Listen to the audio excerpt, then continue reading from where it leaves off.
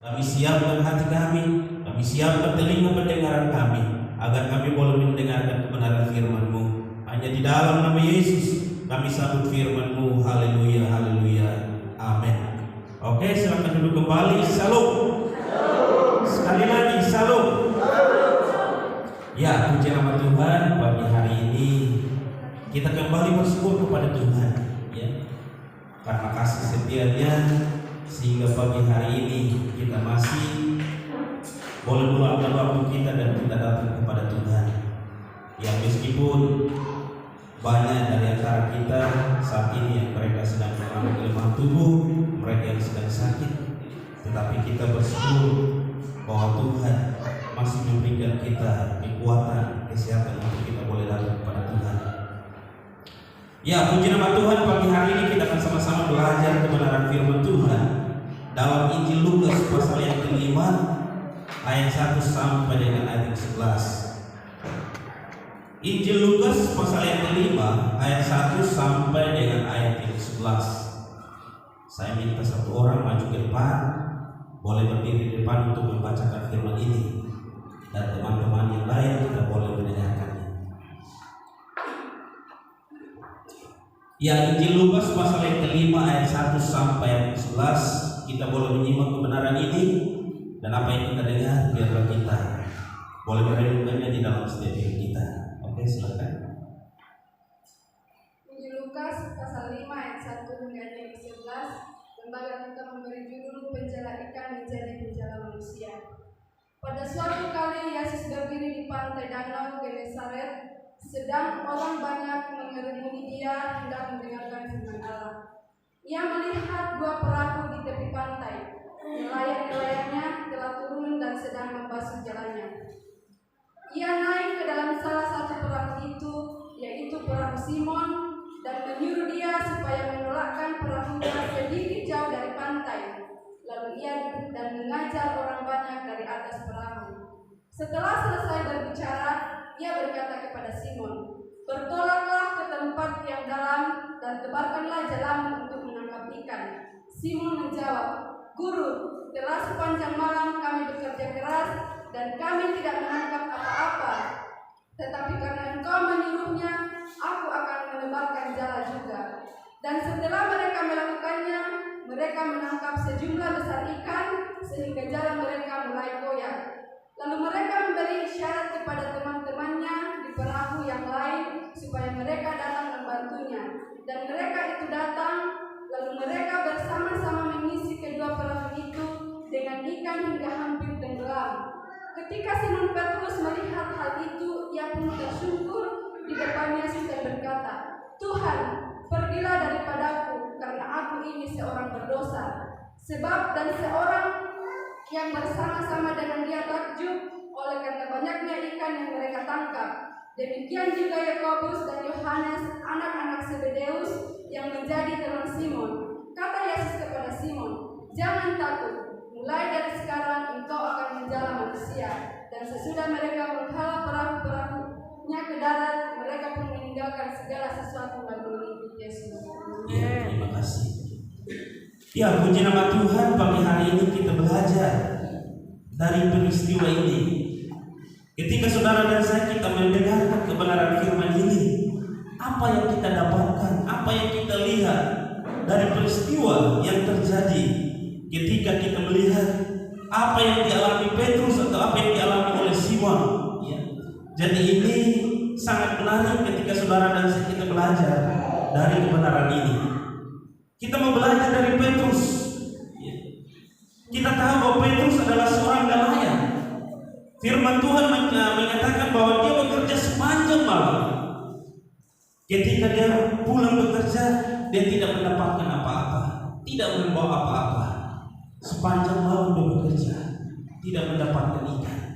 Dia pulang dengan keadaan lelah, dia pulang dengan keadaan capek. Baru keluar sampai di pinggir pantai, ada seorang yang minta untuk naik perahunya, lalu ditolakkan masuk ke depan sedikit, lalu dia mengajar. Petrus mengenal orang ini adalah seorang guru karena dia mengajar. Ketika Yesus duduk di perahunya Petrus dan Yesus mengajarkan orang-orang banyak itu, Petrus mungkin sibuk dengan pekerjaannya, bersihkan pukat-pukatnya sambil mendengar apa yang diajarkan oleh Yesus. Lalu ketika Yesus berkata kepada Petrus, tolonglah perahu sedikit ke depan, ke dalam untuk menebarkan jalan menangkap ikan. Seharusnya Petrus katakan kepada Yesus, saya capek. Sepanjang malam saya bekerja, saya tidak dapat apa-apa. Saya mau pulang, mau tidur, mau istirahat sebentar. Nanti malam saya mau masuk lagi bekerja lagi. Seharusnya itu yang dikatakan oleh Petrus. Ketika kita bekerja keras, sepanjang hari kita bekerja, kita capek. Lalu kita baru pulang, baru masuk pintu, istri suruh kita, "Yo Pak, ayo Mi, kita jalan-jalan ke pantai." Bagaimana jawaban kita? Pasti kita langsung marah, ya kan? Pasti langsung kita emosi. Kamu nggak tahu kalau saya baru bekerja. Kamu enak di rumah saja. Saya bekerja sepanjang hari. Saya capek, saya lelah dan sebagainya. Tetapi ketika Petrus mendengarkan apa yang dikatakan oleh Tuhan dari kebenaran firman ini, kita melihat, wah, luar biasa. Makanya dari pembacaan kita pada pagi hari ini, kita memberikan tema lakukan kehendak Tuhan sekarang juga. Ya. Lakukan kehendak Tuhan sekarang juga. Meskipun saat itu Petrus belum tahu atau Simon belum tahu bahwa Yesus adalah Mesias. Simon hanya tahu bahwa dia adalah seorang guru yang bisa mengajar. Dia belum tahu kalau itu adalah Mesias, itu adalah juru selamat. Tetapi ketika Yesus katakan, perintahkan kepada Petrus, kepada Simon untuk membawa perahu masuk lagi ke dalam untuk menebarkan jalan, Petrus lakukan itu. Petrus tidak protes apa-apa terhadap Tuhan, atau Simon tidak mengatakan apa-apa terhadap Tuhan. Ya. Kita baca kebenaran firman Tuhan di ayat yang ke-3 dan ke-4. Selesai ayat 4 dan 5. Setelah selesai berbicara, ia berkata kepada Simon, "Bertolaklah ke tempat yang dalam dan tebarkanlah jalanmu untuk menangkap ikan." Lalu ayat 5 dikatakan, Simon menjawab, "Guru, telah sepanjang malam kami bekerja keras dan kami tidak menangkap apa-apa. Tetapi karena Engkau yang menyuruhnya, aku akan menebarkan jalan juga." Ini yang dikatakan, ini yang direspon oleh Simon terhadap Yesus. Makanya di sini saya lihat bahwa lakukanlah kehendak Tuhan sekarang juga. Ya. Banyak orang yang tidak bisa melakukan kehendak Tuhan ketika Tuhan perintahkan kepada mereka, atau ketika Tuhan katakan sesuatu kepada mereka, mereka selalu katakan nanti. Ya kan? Seharusnya Petrus juga atau Simon, dia katakan juga kepada Yesus bahwa nanti saya istirahat sebentar, atau mungkin Simon katakan, "Tunggu dulu, saya ngopi dulu, baru keluar, ini capek bro, ya kan? Tunggu saya ngopi sebentar." Itu yang sering kali yang kita keluarkan dari bibir mulut kita ketika kita mau melakukan kehendak Tuhan di dalam hidup kita. Sebentar, saya capek, ya kan? Tetapi ketika saudara dan saya belajar dari kebenaran ini, belajar dari apa yang dialami oleh Simon melakukan kehendak Tuhan saat itu juga. Ketika dia mendengar apa yang dikatakan oleh Yesus, "Guru, karena Engkau yang perintahkan, maka aku akan lakukan." Dan saat itu juga Simon masuk ke dalam, menyebarkan jalan lagi. Jadi bagaimana saudara dan saya kita mau melakukan kehendak Tuhan di dalam kehidupan kita, ya? Apalagi ketika saudara dan saya kita dalam keadaan capek, kita dalam keadaan lelah, bahkan juga mungkin kita dalam banyak persoalan, banyak beban di dalam hidup kita. Tiba-tiba kita diperintahkan untuk melakukan sesuatu untuk Tuhan, itu menjadi beban dalam hidup kita. Itu menjadi suatu persoalan besar dalam hidup kita, karena kita melihat pada apa yang kita alami di dalam hidup kita, ya kan? Kita melihat pada beban yang terjadi dalam hidup kita. Kita melihat pada apa yang kita rasakan saat itu. Lalu kita katakan, "Tunggu dulu, sebentar lagi, atau nanti." Tetapi ketika saudara dan saya lakukan kehendak Tuhan sekarang juga, maka saudara dan saya tidak akan pulang dengan sia-sia. Itu yang dialami oleh Simon dalam hidupnya. Tetapi ketika saudara katakan tunggu nanti sebentar, meskipun saudara dan saya kita akan melakukannya, tetapi mungkin waktunya Tuhan sudah selesai. Saya sudah perintahkan kamu tadi, ya. Saya mau kamu lakukan saat itu juga, ya. Tetapi karena ya, kamu masih katakan nanti, kamu masih katakan sebentar dan lain-lain, ya waktu Tuhan selesai. Tetapi bagaimana kita mau melihat apa yang dilakukan oleh Yesus kepada Simon, bahkan juga apa yang dialami oleh Simon ketika dia melakukan kehendak Tuhan di dalam kehidupannya. Bagaimana dia meresponi apa yang dikatakan oleh Yesus dalam hidupnya. Padahal saat itu kita tahu bahwa Simon belum tahu kalau Yesus ini adalah juru selamat, Yesus ini adalah Tuhan. Hanya seorang biasa, seorang guru biasa. Kalau seandainya Simon dia tahu bahwa benar-benar Yesus ini adalah Tuhan, ya, mungkin dia sangat senang ketika Yesus naik ke atas perahunya. Mungkin dia bahagia sekali karena dia tahu bahwa Yesus adalah juru selamat, Yesus adalah Tuhan. Tetapi masalahnya saat itu Petrus hanya tahu bahwa Yesus hanya seorang guru. Ya udahlah, biarkan dia ngajar di situ. Pasti juga Simon juga sibuk dengan pekerjaannya, membersihkan ya jalannya. Jadi kemungkinan besar juga Simon tidak fokus dengan apa yang diajarkan oleh Yesus, ya. Karena banyak orang yang berkerumun di situ. Yang Yesus ajarkan itu adalah orang-orang banyak yang ada di pinggir pantai. Sedangkan Simon dia sibuk dengan apa yang dikerjakannya. Tetapi ketika Yesus sudah mengajar kepada orang-orang banyak itu, Yesus berkata kepada Simon, ya, masuk sedikit ke depan dan tebarkanlah jalanmu, nangkap ikan. Dan ini yang saya renungkan di dalam kehidupan kita sebagai manusia. Kalau seandainya itu terjadi dalam hidup kita atau terjadi dalam kehidupan saya, kemungkinan besar saya tidak akan lakukan.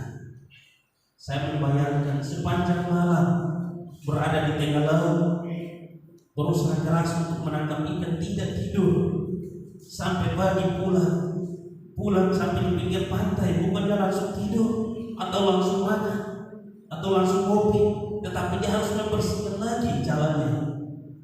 Capeknya pasti luar biasa. Tiba-tiba ada muncul seseorang lalu katakan masuk lagi ke dalam, tebarkan jalan. Wah, pasti respon kita, ya, pasti kita marah terhadap orang itu. Seharusnya Simon ini yang tahu keadaan di laut, ya kan? Simon yang tahu persis musim yang di laut. Tetapi ketika muncul seorang yang mengajar, lalu perintahkan Simon untuk melakukan itu lagi, saya lihat bahwa ternyata Simon ini adalah orang yang paling rendah hati, ya. Dia tidak mengenal Yesus. Tiba-tiba Yesus datang numpang di perahunya, Yesus mengajar, lalu tiba-tiba perintahkan kepada dia, ya. Nah, ketika kita melihat dari peristiwa ini, kita melihat bahwa Simon adalah orang yang rendah hati, ya. Tidak protes, tidak berkata apa-apa, tetapi dia katakan baik, jika guru yang mengatakannya saya akan lakukannya. Makanya disitulah saat itu juga Simon bersama dengan teman-temannya masuk lagi ke dalam, melebarkan jalan mereka, ya. Lakukan kehendak Tuhan sekarang juga. Jangan menunda atau jangan menunggu saat Anda dan saya mood baru lakukan kehendak Tuhan. Kadang-kadang saudara dan saya, kita mau melakukan kehendak Tuhan itu tergantung dari kondisi hati kita. Kalau kondisi hati kita lagi mood, maka kita pasti lakukannya. Tapi kalau hati kita lagi enggak mood, jangan boro-boro kita melakukan kehendak Tuhan. Mendengar aja pun pasti enggak mau, ya kan? Hati kita lagi enggak mood, hati kita lagi marah, hati kita lagi panas, apalagi kita lagi capek. Lalu tiba-tiba minta kita untuk kita lakukan kehendak Tuhan, pasti muncul perkataan-perkataan yang tidak baik yang kita ungkapkan. Tetapi pagi hari ini ada 3 poin yang akan perlu kita belajar dari apa yang dilakukan oleh Simon di dalam hidupnya. Lakukan kehendak Tuhan bukan masalah waktu yang baik atau tidak, ada waktu atau tidak, ya. Tetapi berbicara apakah kita mau memprioritaskan Tuhan atau tidak di dalam hidup kita. Lakukan kehendak Tuhan bukan berbicara masalah waktu, ada waktu atau tidak, ya. Tetapi ketika saudara dan saya kita melakukan kehendak Tuhan, itu adalah berbicara kita memprioritaskan Tuhan di dalam kehidupan kita. Padahal Simon belum tahu kalau itu Tuhan. Simon belum tahu kalau itu adalah Mesias. Simon belum tahu kalau itu adalah Yesus. Tetapi ketika dia melakukan kehendak Tuhan, maka disitulah dia memprioritaskan Tuhan di dalam hidupnya. Meskipun dia capek, meskipun dia lelah dan sebagainya, tetapi dia memprioritaskan Tuhan di dalam hidupnya. Sebenarnya Petrus atau Simon bisa saja mengeluarkan alasan kepada Tuhan untuk bisa menolak apa yang diperintahkan oleh Tuhan.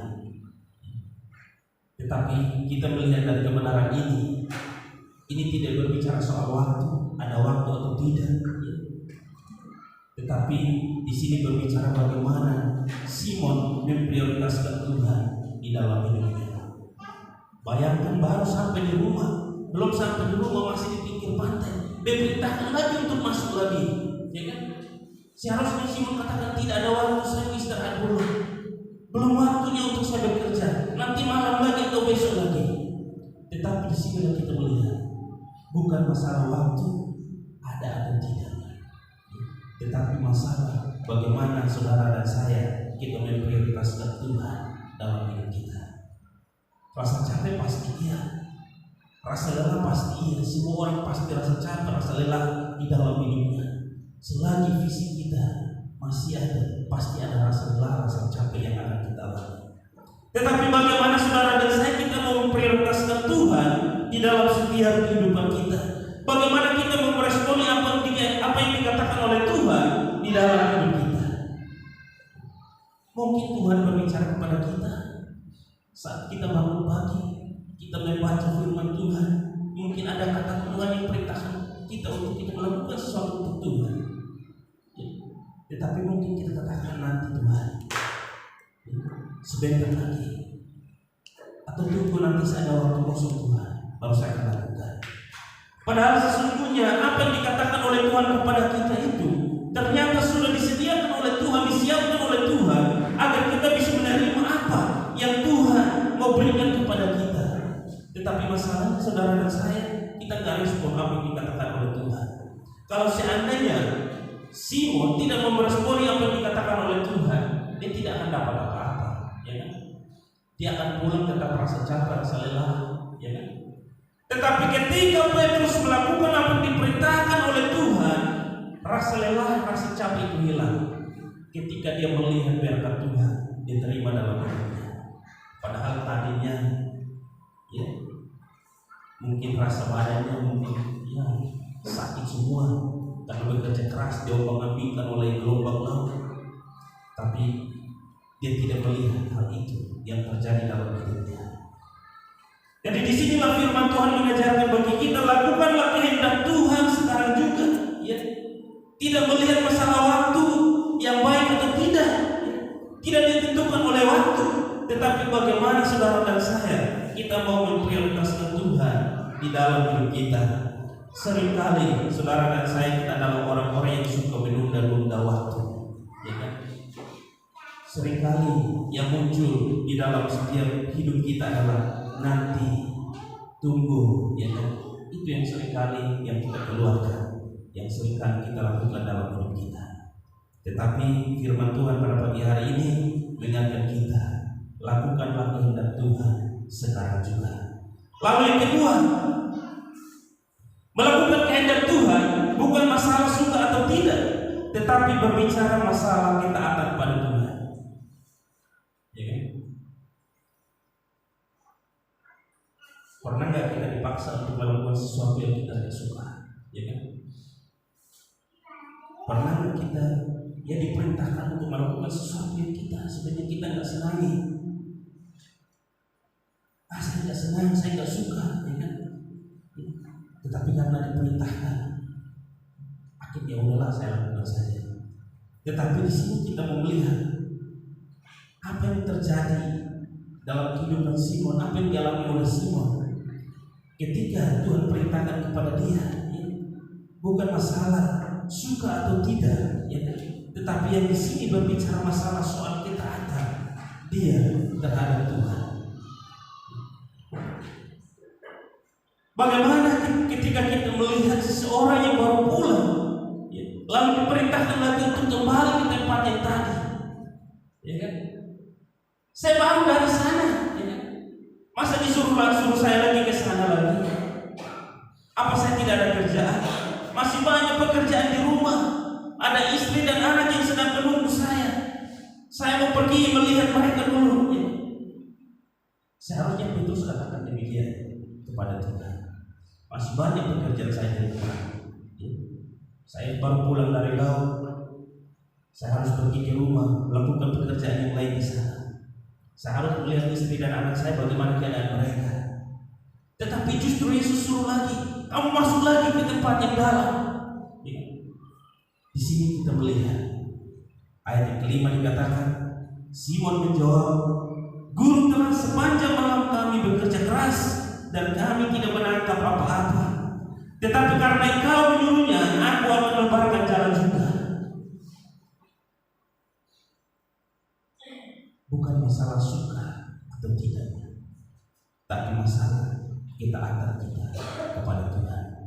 Berbicara soal ketaatan, yang dilihat, yang dinilai oleh Tuhan adalah sebuah ketaatan.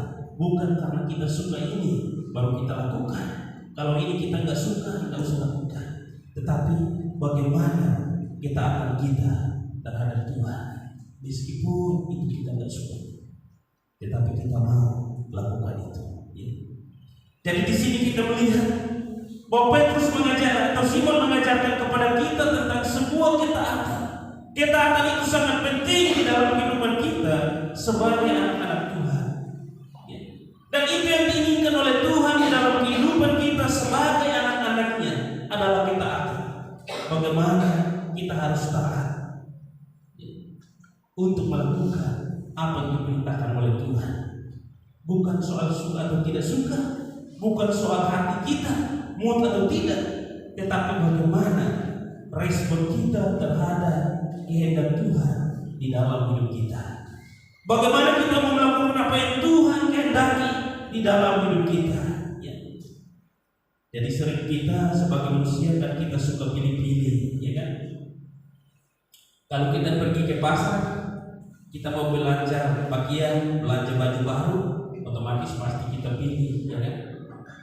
Kita bisa bongkar parkir pakaian orang sampai tidak karu-karuan. Karena kita mau milih yang terbaik, kita mau cari yang terbaik, ya kan? Ya. Kalau yang nggak baik kita buang, kita bongkar lagi, yang baik kita buang. Mungkin kita ambil, kita ukuran nggak cocok, buang lagi, cari lagi. Kita sebagai anak Tuhan, kita sukanya pilih-pilih. Berteman juga kita pilih-pilih, berkawan juga kita pilih-pilih, ya kan? Wah, orang ini baik, kamu berteman sama dia. Wah, orang ini baik, saya nggak mau berteman sama dia. Jadi ketika kita melakukan apa yang Tuhan perintahkan juga, kadang itu terbawa dalam hidup kita. Kita memilih yang menyenangkan, yang kita suka, baru kita lakukan. Ah, saya nggak suka. Ya. Coba cari aja yang lain, ganti aja yang lain. Itu nggak cocok untuk saya, itu nggak pas dengan saya. Tetapi bagaimana saudara dan saya mau kita taat melakukan kehendak Tuhan dalam hidup kita, meskipun itu nggak pas, nggak cocok dengan kita. Tetapi kalau Tuhan, ya, perintahkan kepada kita agar kita lakukannya, maka kita lakukan sebagai tanda ketaatan kita kepada Tuhan. Jadi ketika saudara dan saya kita berbicara melakukan kehendak Tuhan, maka kita berbicara soal ketaatan kepada Tuhan. Dan ini yang Petrus ajarkan, atau ini yang Simon ajarkan bagi kita. Dia belum mengenal Yesus sebagai Tuhan dan Juru Selamat.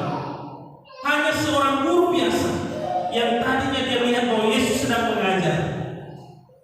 Tetapi ada rasa ketaatan yang ada di dalam hatinya. Kalau seorang guru biasa yang kata kepada kita, dia mengajar, selesai mengajar, dia perintahkan kepada kita, ya mungkin udahlah Pak Guru saja adalah, ya kan? Kalau saudara dan saya kita mengenal Dia sebagai Tuhan, sebagai Juru Selamat, Dia katakan kepada kita, mungkin kita akan lakukan saat itu juga. Tetapi kalau kita kenal Dia cuma hanya seorang guru biasa saja, ya udahlah, ya, pasti kita tidak meresponi apa yang dikatakan. Ada pasti banyak alasan yang akan kita ungkapkan untuk bisa menolak apa yang diperintahkan kepada kita. Tetapi Petrus tidak. Ya.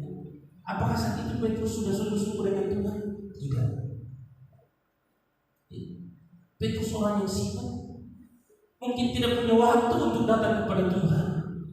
Mungkin tidak pernah baca firman Tuhan, tidak pernah berdoa kepada Tuhan. Sehingga dengan sendirinya Petrus katakan bahwa saya adalah orang yang berdosa. Berarti Petrus tidak pernah melakukan kehendak Tuhan sebelumnya di dalam hidupnya. Dia sadar dia adalah orang yang berdosa dalam hidupnya. Ya. Ketika dia melihat apa yang Tuhan lakukan di dalam hidupnya, baru dia tahu, oh ternyata ini Tuhan, bukan guru biasa, tapi Tuhan. Disitulah kita melihat bagaimana kita akan Petrus bisa membawa dia mengenal seorang guru adalah juru selamat dalam hidupnya. Yang tadinya pemahamannya bahwa Yesus adalah guru, seorang guru yang mengajar, tetapi karena ketaatannya sehingga Tuhan membuka mata rohaninya, Tuhan membuka pikirannya, sehingga dia mengenal yang mengajar itu bukan cuma hanya seorang guru, tetapi dia adalah Mesias, dia adalah Tuhan. Kalau dia tidak tahu, dia tidak mau melakukan kehendak Tuhan, dia tidak akan tahu kalau yang mengajar itu adalah Tuhan. Jadi itu yang perlu saudara dan saya kita harus lakukan dalam hidup kita. Lakukan kehendak Tuhan sekarang juga. Sekarang waktunya. Jangan tunggu besok, jangan tunggu lusa, jangan tunggu tahun depan. Karena saudara dan saya tidak tahu apa yang akan terjadi dalam hidup kita. Jadi jika hari ini Tuhan katakan lakukan kehendaknya, maka marilah kita lakukan itu di dalam setiap kehidupan kita. Jangan menunda-nunda dan jangan memilih-milih apa yang kita suka baru kita lakukan. Lalu poin yang ketiga, melakukan kehendak Tuhan dengan motivasi di belakang bukan di depan. Melakukan kehendak Tuhan dengan motivasi ya di belakang dan bukan di depan. Ada sih motivasi yang dilakukan oleh Petrus. Petrus melakukan ketika Tuhan perintahkan untuk maju, untuk masuk lagi ke dalam, ya untuk menebarkan jalannya. Dia tidak tahu apakah dia akan dapat ikan atau tidak. Tetapi di sini kita melihat apa yang dialami oleh Simon ketika dia menuruti atau dia melakukan kehendak Tuhan di dalam hidupnya.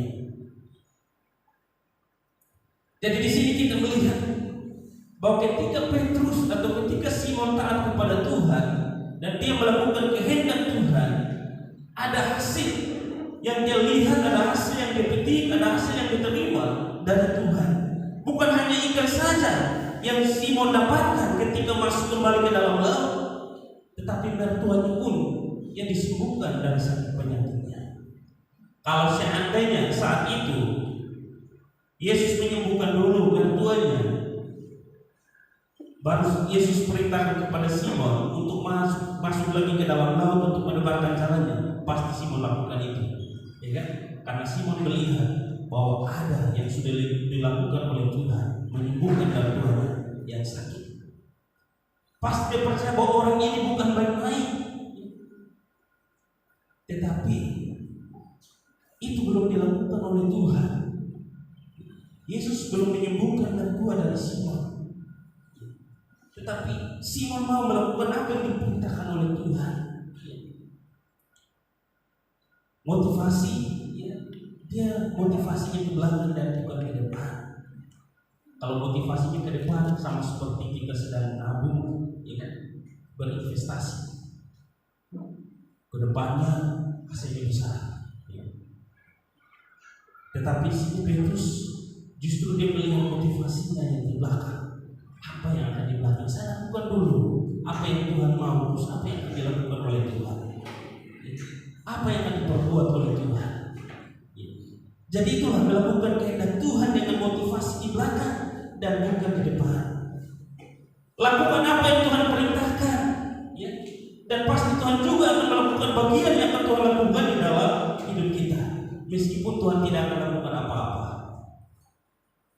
Kita sudah lakukan punya bagian di Tuhan, tapi Tuhan tidak lakukan apa-apa. Kita masih tetap taat. Kita masih tetap mau melakukan apa yang diperintahkan oleh Tuhan. Motivasi kita bukan ke depan, tetapi ke belakang. Meskipun Tuhan tidak mau melakukan apa-apa di dalam hidup kita, kita akan tetap taat kepada Tuhan, tetap melakukan kehendak Tuhan di dalam hidup kita. Tetapi di sini saudara dan saya, ketika saudara dan saya melakukan kehendak Tuhan, maka pasti juga Tuhan akan melakukan kehendaknya di dalam hidup kita. Apa yang dialami oleh Simon bersama dengan teman-temannya? Firman Tuhan berkata bahwa mereka menangkap ikan yang cukup banyak. Bahkan juga perahu mereka tidak kuat lagi. Mereka mengundang lagi teman untuk datang.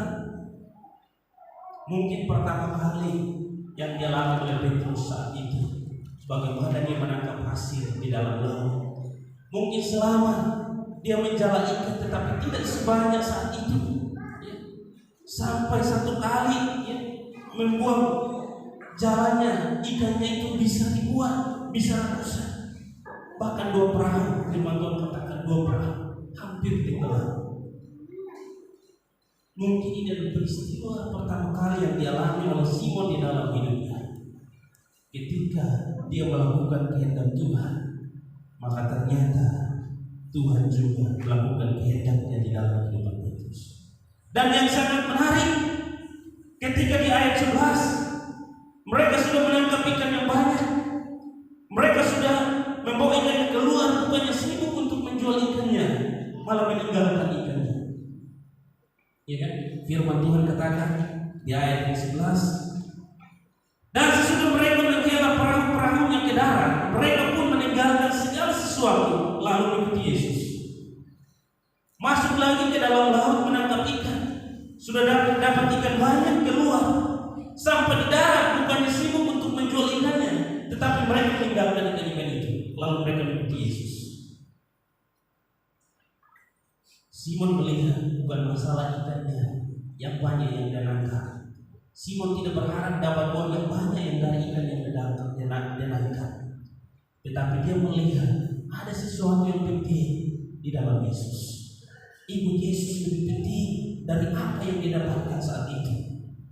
Kalau seandainya ketika mereka keluar sampai darat lalu katakan Yesus, kamu pergi saja, saya mesti jual ikan saya, ya kan? Maka otomatis Simon pasti akan kehilangan berkat-berkat yang lain.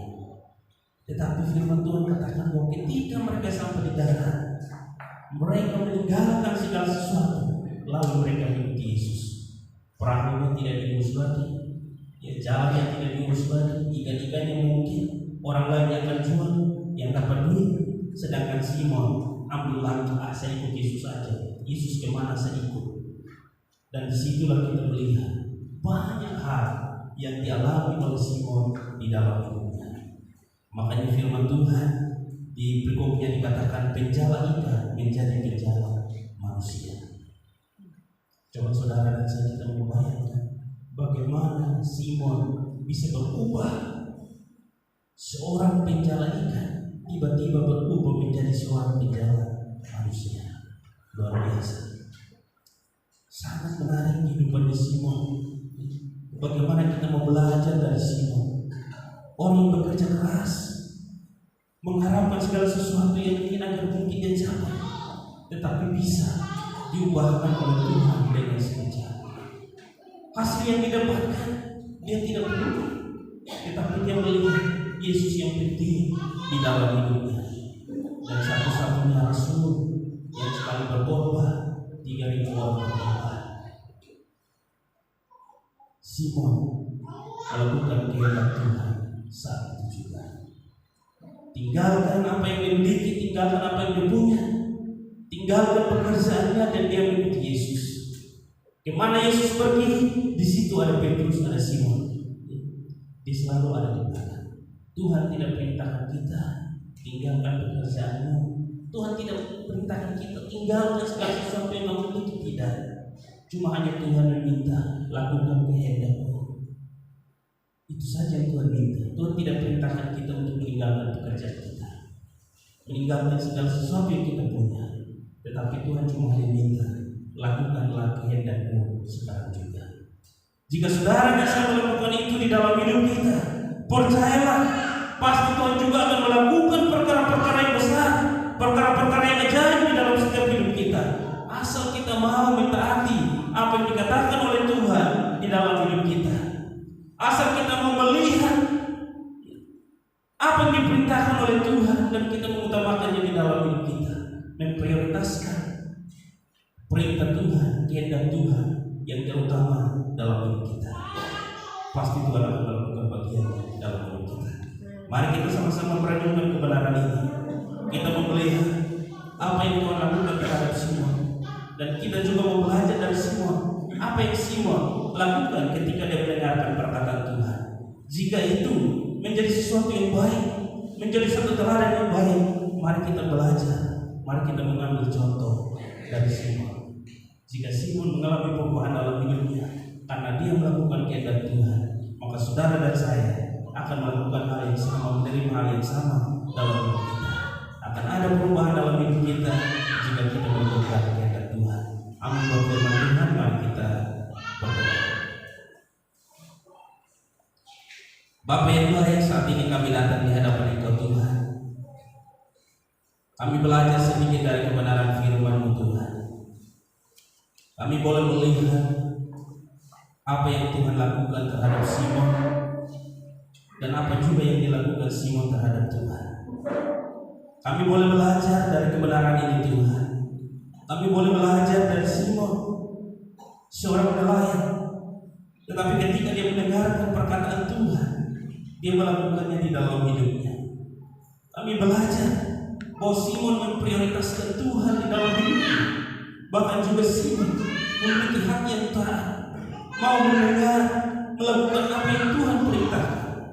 Ketika dia melakukan itu, kami melihat hasil yang dia terima, bagaimana Tuhan membalas dia dengan segala berkat-berkat yang Tuhan sediakan bagi dia. Pagi hari ini juga Tuhan, biarlah firman ini memotivasi kami, firman ini mendorong kami Tuhan, sehingga juga kami boleh melihat, kami boleh mendengar apa yang dikatakan Tuhan bagi kami. Kami boleh melakukan apa yang Tuhan kehendaki di dalam setiap hidup kami. Jika Tuhan perintahkan agar kami melakukan sesuatu untuk Tuhan, biarlah kami lakukan saat itu juga. Tidak melihat waktu kami, tidak melihat kesibukan kami, tidak melihat kelelahan kami, tidak melihat bagaimana hati kami Tuhan. Tetapi kami mau memprioritaskan Tuhan dalam hidup kami. Kami mau belajar untuk taat, untuk tunduk sepenuhnya kepada Tuhan. Ketika kami melakukan kehendak Tuhan, maka Tuhan pun akan melakukan kehendak-Mu di dalam hidup kami. Berkati seluruh jemaat Tuhan yang sudah mendengarkan kebenaran ini, yang sudah merenungkan kebenaran ini Tuhan. Berkati juga mereka yang di rumah, yang mungkin mendengar melalui Facebook Tuhan. Biarkan Engkau memberkati mereka dengan segala berkat-Mu dalam hidup mereka ya Bapa. Kami berdoa, biarlah Engkau Allah yang terus berbicara bagi kami, menyampaikan isi hati-Mu bagi kami Tuhan, menyampaikan apa yang Tuhan kehendaki dalam hidup kami Tuhan. Kami juga siap Tuhan untuk kami mau melakukan kehendak Tuhan dalam hidup kami. Terima kasih Bapa, terima kasih Tuhan. Kami bersyukur buat firman-Mu pada pagi hari ini. Hanya di dalam nama